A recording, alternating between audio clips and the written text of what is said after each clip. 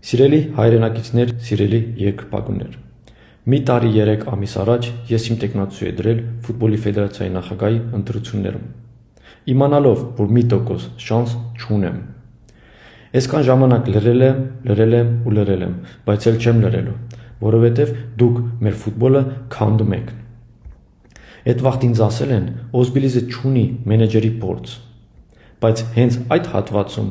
դուք պրավալ եք տալի ամեն անգամ նորից,